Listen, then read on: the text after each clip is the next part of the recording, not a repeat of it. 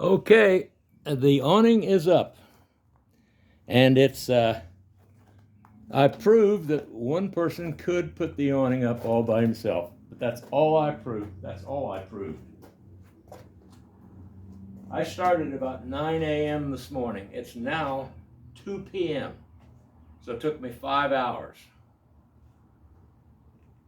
Like I said, the only thing I proved was that one man can do it by himself. It would have been a lot easier with two people. I actually have spent the last hour and a half making fine adjustments so that the tilt height, when it comes out, it's just at a certain, about 1.5 inches below the fascia board on that side. And then I had to adjust the two screws, which gives it, you got a little bit of adjustment up and down on either side.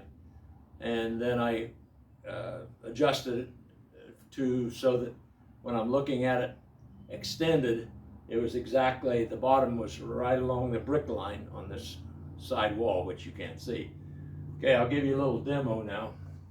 It is an 11-foot wide, extends 10 feet.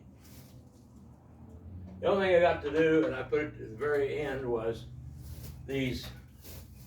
got these two end caps to put on, but they kind of look like got little hooks and plastic snaps, and I thought, man, if I put those on, it looks like they're might be difficult to get off without breaking something. So I said I'm going to wait until the very, very end to put these on. So I still got that to put on, but that's it.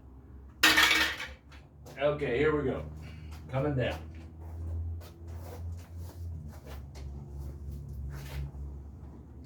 This is the third time that I've actually sent it out, but now it's fully adjusted.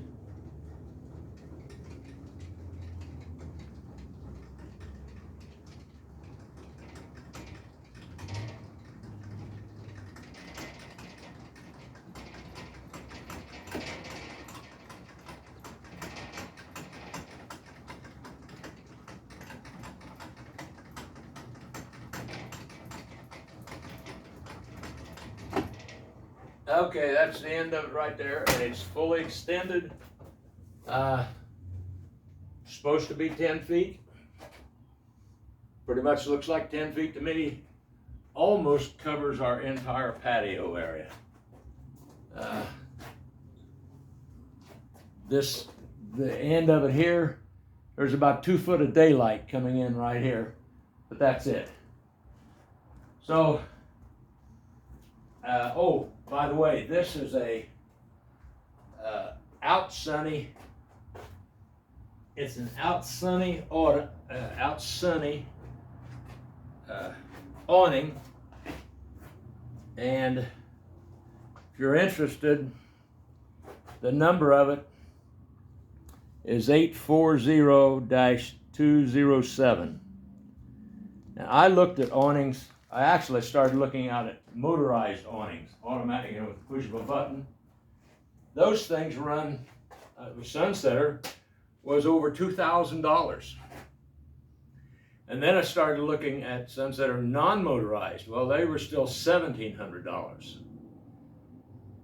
I further looked and looked and looked, and I finally found this one. It actually is made in China. Maybe that's why it was so cheap. Anyhow, excluding my labor, which let's count it nothing, about $250. I thought to myself, if it wears out, something breaks, I'll just order another one, the same thing. I mean, for $250, I can buy 10 of these for what one of the motorized, or 9 at least, of the one motorized Sunsetters costs. So it was a no-brainer for me. Looks like it's going to be great, going to work great. It's easy to roll out, roll down. Obviously, I'm not going to leave it extended like this. It'll only be extended when it's in use. Otherwise, it's going to be rolled up, because I'm sure if a big wind came in from the north, like a nor'easter on the East Coast, the big wind came and north is excuse me, north is this direction, that is east. But if it comes in at this angle right here, the wind's going to hit that wall, get under this, and just absolutely blow it off. There's no doubt in my mind that that would happen. And it wouldn't take more than probably a 40-mile-an-hour wind to accomplish that. So that's the end of the video. At this point, I'm going to, at some point in the next day or so, I'll do like I said early on, and that is that I will play back these individual videos on my computer, load them down to the computer, then play them back one by one while taking a video of what's going as they're being played on the screen, on the display, on our display unit of the computer. So anyhow, that's that.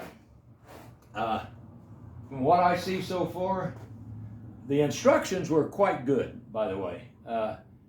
And coming from China, it wasn't China English. It was really, they did a good job on the instructions. I only had about 3 places where it caused me a little concern. I had to do some studying. Actually, I had to call them once. And I thought I had a couple of missing parts, not missing parts, thought I had a couple of extra parts, and they were called E1, and there was 2 of them, E1. But I couldn't figure out where they were going to be used. But I found out that later on I had to do some disassembly to get these. It was the squarish type or the rectangular type nut that slides into a hole, into a slot, as well as the plastic sleeve and the bolt. That's where they ended up, right there. See the 2 white jobs hanging down? And I had to take out, to get those in, I had to remove those 2 bolts. I did not remove them, I had to loosen them, slide that component all the way out, and I had to loosen that side of the torsion bar. And then slide this in, slide the bolts back in, put that back on. And I had to duplicate it on this side. Simply because I couldn't figure out, when they said to slide these things in, I couldn't figure out how they're ever going to be used. And I should have just followed the instructions. I would have had no problem whatsoever. Anyhow, that's it. Going to shut the video off right now. I'll give you one last, I'll just kind of move it around. We'll take a look at it from the side as well as just under here. I'm sorry, I'm tilting. It's on a tripod, so I'm having a little trouble maneuvering here. Yeah, that's what it looks like from the side. Underneath, here's all the mechanism. All those components. You put the different assemblies together one by one, and then you start putting those components that you've assembled, you start assembling those together. And you end up with this. And if you just pay attention to the instructions, you'll do okay. Okay, that's the end of it. I'm stopping the video.